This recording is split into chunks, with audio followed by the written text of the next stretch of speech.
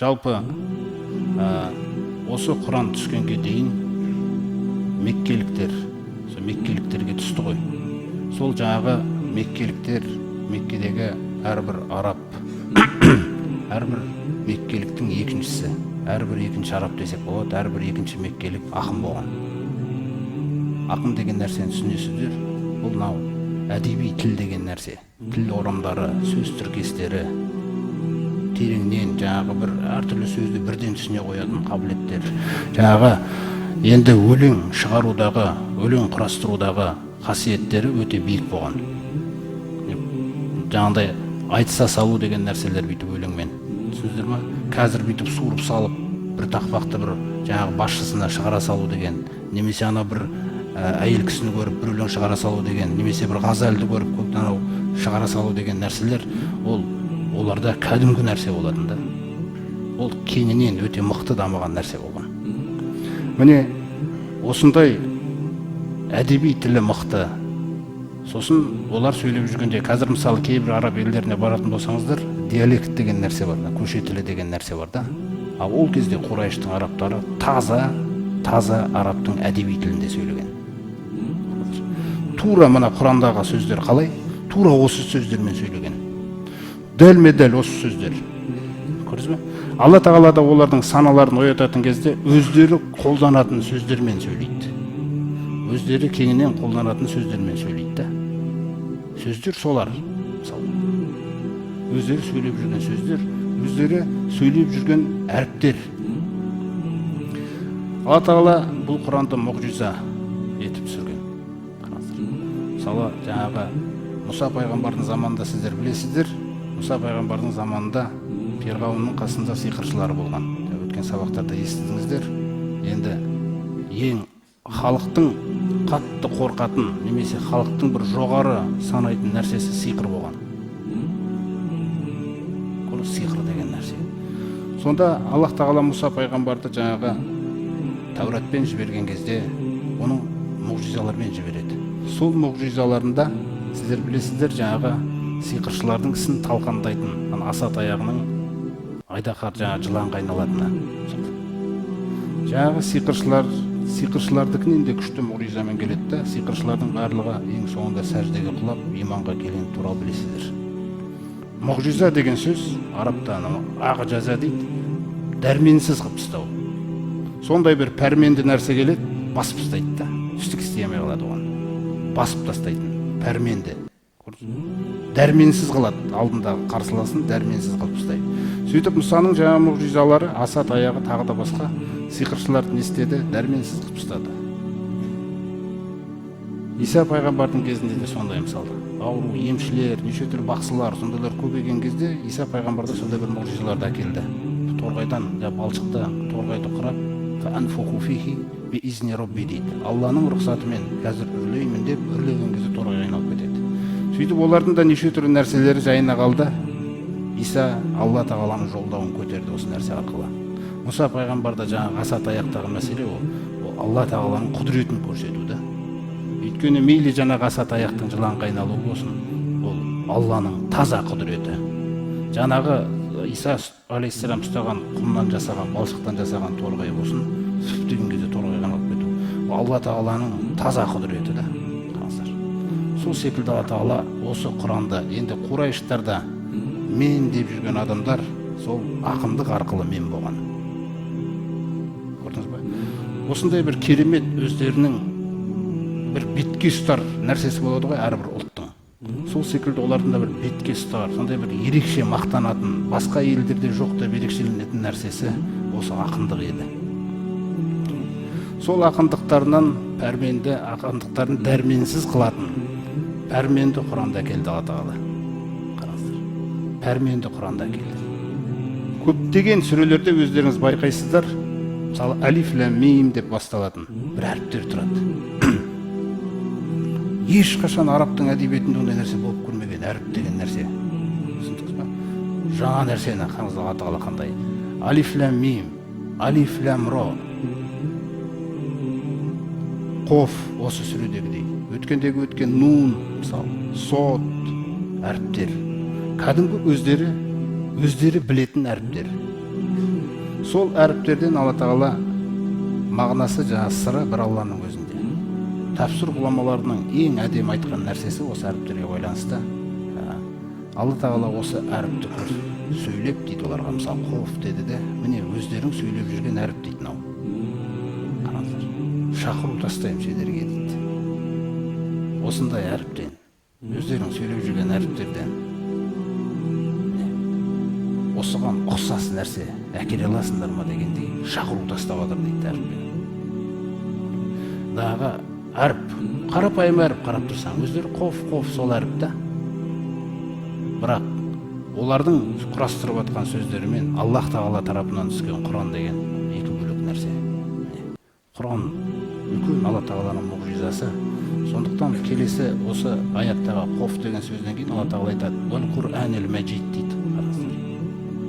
Ант етемін Құранмен, өте дәрежелі дейді. Өте дәрежелі Құранмен ант етемін дейді мен. Басында қоф деген әріпті қойды, шақыру тастағандай. Сосын жаңағы өте дәрежелі Құранмен ант етемін деді. Құран дегенде, құрметті жамағат, Алла Тағала ант етіп жатыр. Өте дәрежелі Құранмен ант етемін деді. Ғұламалар, тәпсір ғұламаларының түсіндіруі кейде, мысалы айтайық, жаңағы Алла Тағала бір нәрсемен ант етсе, соның жауабын айтады кейбір аяттарда. Не үшін ант еткені, қандай да бір ақиқатты жеткізу үшін дегендей. Мысалы өткенде уәл мурсалати ғурфа деген, мысалы айттық қой, желдермен, періштелермен немесе жіберілгендермен ант етемін. Иннама туғадуна лауақиға. Сөзсіз сендерге уәде етілген нәрсе нақты орнайды, яғни сол ақиқат үшін ант етті. Бұл жерде ғұламалар жаңағы қарап, сахабалардан жеткен нелерге қарап, таба алмаған қандай нәрсе үшін ант еткен. Сосын олардың жаңағы бір ауыздағы айтқан сөздері, Алла Тағала Құранның дәрежелі Құранмен ант етіп жатыр, Құранның дәрежесі үшін дейді. Бұл жерде Құранның дәрежесі үшін ант етіп жатыр дейді. Әрбір адамның санасына кіру үшін Құран деген үлкен нәрсе, үлкен дәреже екендігінде бұл нәрсенің. Міне осы Құранмен Аллах Тағала ант етуде. Басқа бір аяттарды көмекке шақыратын болсақ, мысалы Бақара сүресіндегі аяттарда қараңыздар. Мына бір әдемі нәрсе, құрметті жамағат. Мына кез келген кітапта қарап тұрсаңыздар, бүйтіп ашылған кезде кіріспе деген нәрсе болады ғой. Сосын мазмұн деген нәрсе болады. Фатиха сүресіне қарасаңыздар, Фатиха 7 аяттан тұрғады. Мына Құранның бүкілі бөлетін болсаңыз 7 аяттың ішіне кіріп кетеді. Бұл 7 аят мазмұн, жоспар ретінде да, мазмұн ретінде, сондықтан біз оны ықшамдалған бейнесі болғаннан кейін ол намаздан ешқашан тасталмайды. Өйткені ол бүкіл Құран оқылып тұрғанмен бірдей. Бүкіл Құран бөлінген, тармақталған кезде осы 7 аяттың ішіне кіріп кетеді. Алла қалай түсіргенде. Кейін кіріспе деген нәрсесіне қарасаңыздар, Фатиха жаңағы Бақара сүресінің бас жағына қараңыздар. Бисмиллахир-рахманир-рахим, алиф лам мим деп басталады. Сосын қараңыздар, кіріспе қалай басталады. Кез келген кітапты оқыр кезде кітапта бір кіріспе таныстырады ғой. Сонда Алла Тағала заликал китаб деп бастайды. Мына заликал китаб араб тілінде мысалы залика деген сөз бар, хаза деген сөз бар. Мысалы біздің есімге жаңағы аударған кезде бұл деген сөз бар бізде, сосын сонау деген сөз бар. Жақында тұрған, сосын алысқа тұрған нәрсені.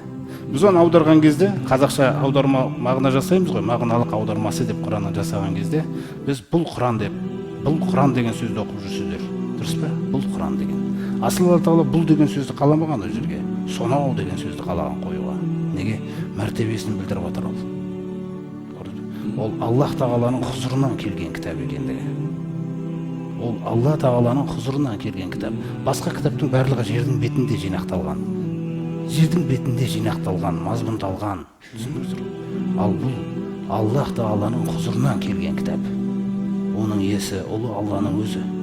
Аллах Тағаланың сөзі бізге түсіргенде, дәрежесі.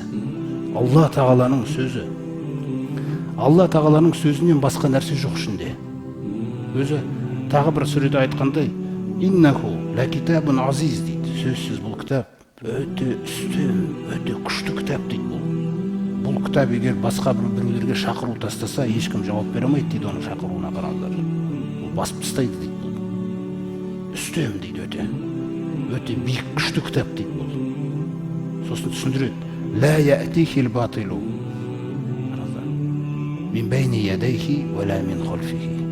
Бұл Құранның алдынан да, артынан да жалған жүре алмайды дейді, қараңыз. Бұл хақ.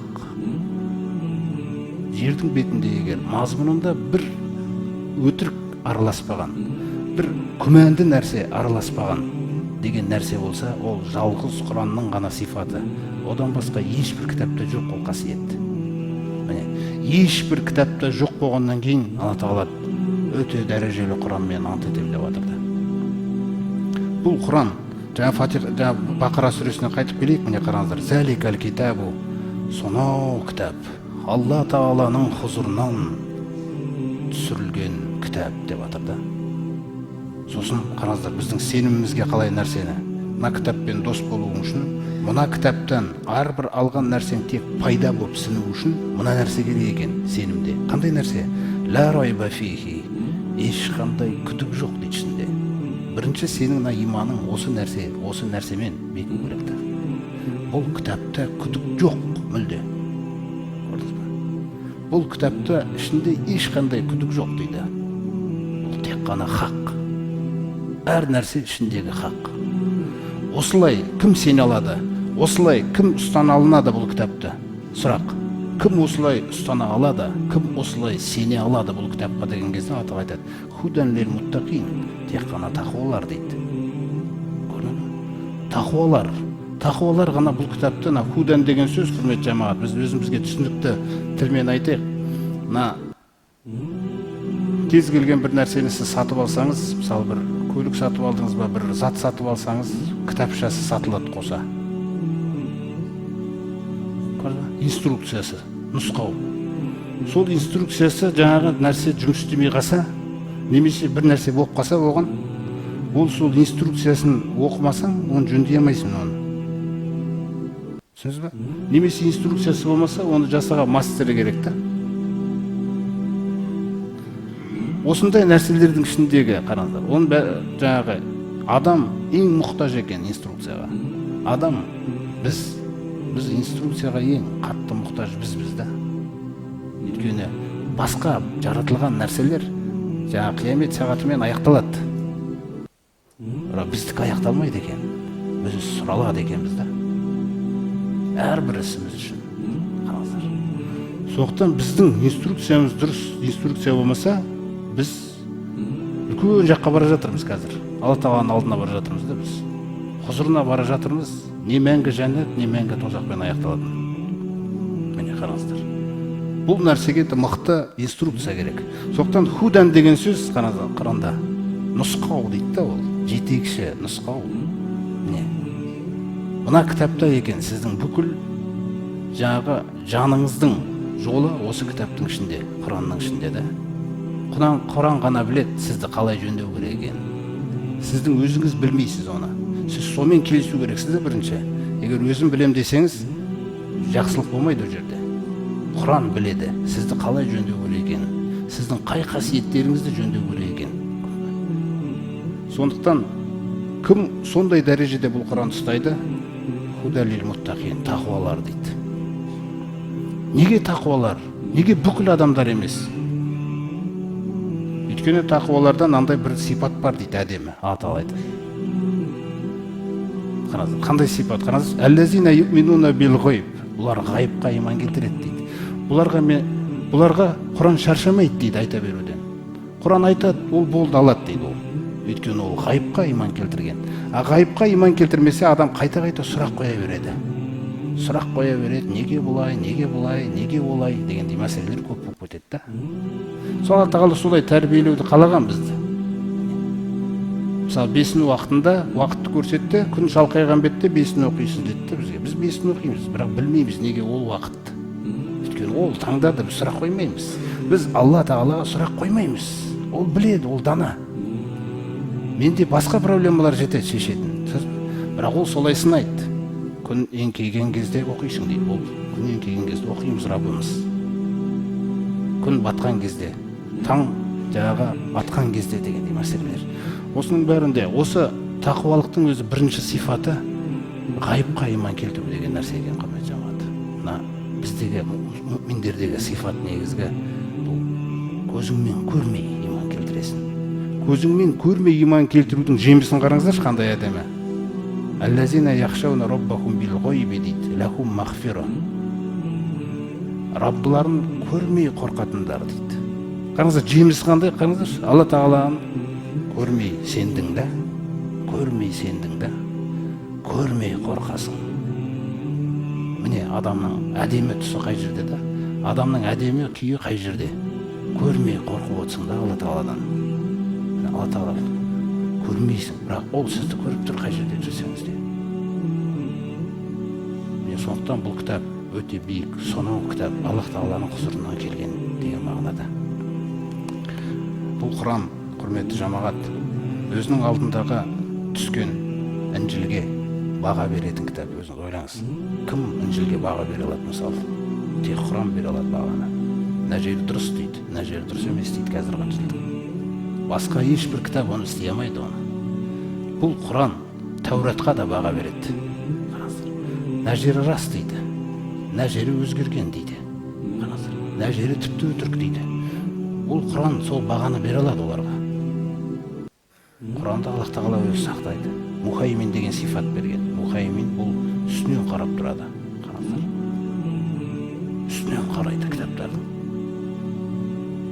Ең жаңағы адамның өзі өміріңіз сіздің капитал ғой, дұрыс па? Сіздің капиталыңыз зая кетпеу керек қой. Қате болмау керек ода. Не үшін? Сол қате болмас үшін, санаңызда қате болмас үшін, иманыңызда қате болмас үшін, жүріс-тұрысыңызда қате болмас үшін Алла осы Құранды түсіріп қойған. Осыған ерсең, сенде бүлде қателік болмайды. Қараңыздар, қателік жасап қойсаң, кешірім сұрай саласың, кешіре саламыз дейді Алла тағала. Сеніміңде болсын, жүріс-тұрысыңда болсын. Осы Құран не дейді? Осыны осыған ілесе берсең болған деп отыр Алла тағала. Оның дәрежесін көрдіңіз қандай? Сол өзіне жармасатын болсаңыз, сізді алып шығады да. Сөйтіп, Бақара сүресіндегі бір аятты көмекке шақырып түсіндірдік. Сонау кітап Аллах тағаланың құзырынан келген, ішінде ешқандай күдік жоқ, тақуаларға тура жол жетекшісі, нұсқау, инструкция деген мағынада. Сізді толық жөндеп береді бұл кітап. Кез келген мұъминді жөндейді бұл кітап.